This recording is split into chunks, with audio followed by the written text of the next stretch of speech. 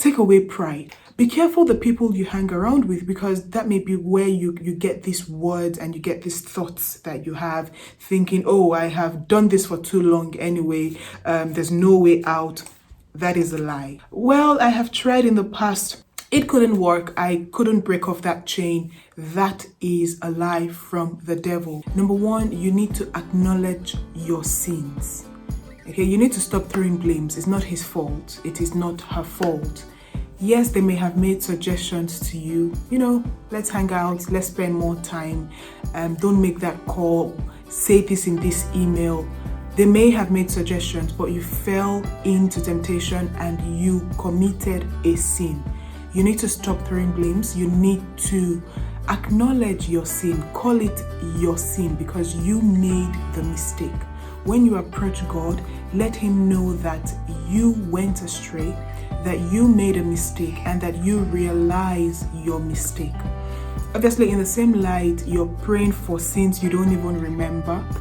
Hi guys, thanks for stopping by. This is Grace with the Grit. I film about faith and I inspire people to be much more productive.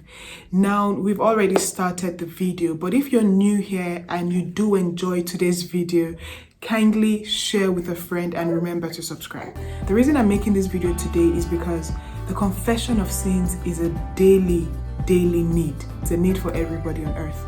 You need to daily confess your sins because yes, you commit sins daily, most of which we may not even notice. You may offend the next person beside you without even realizing. So there is that need for confession of sins. And if we confess our sins, he is faithful and just to forgive us our sins and to cleanse us from all unrighteousness. 1 John chapter 1 verse 9. That is the first point. Accept the sin.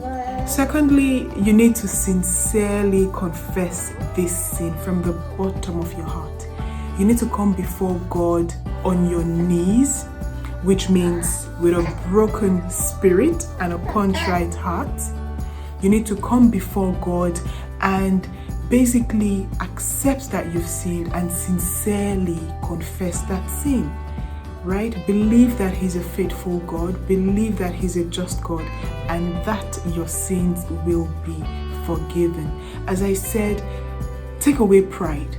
There is no sin too big for God to forgive, right?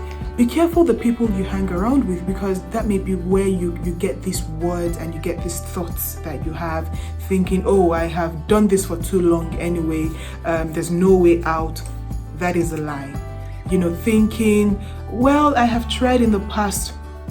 It couldn't work. I couldn't break off that chain. That is a lie from the devil. Confess your sin, sincerely confess. Believe that you would get a solution to your request.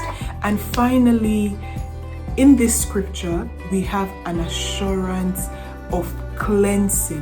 The Bible says that he would cleanse us from all unrighteousness, which means once you believe, you have that faith in Christ, you know that if you pray, if you ask in the name of Jesus, you would get your request. Once you do that, you do have the assurance to be cleansed from all unrighteousness, which means God gives you a brand new plate, right? He's given to you the opportunity to start afresh. He's erasing what you've done in the past. He's actually forgetting what you've done in the past.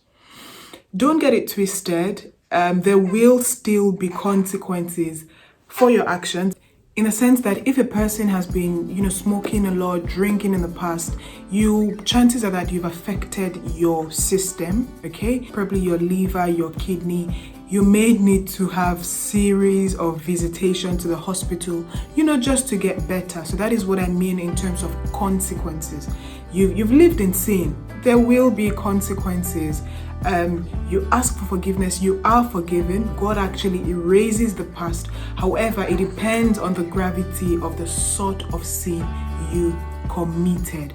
That is what we mean when we say God is just. So you do have that clean slate to start again. I really hope this video has blessed you. Thank you for watching up until here. Kindly share this with a brother, 1 or 2 persons. Okay, don't forget to subscribe on your way out if you have not. And until I see you again, have yourselves a lovely, lovely day. Cheers.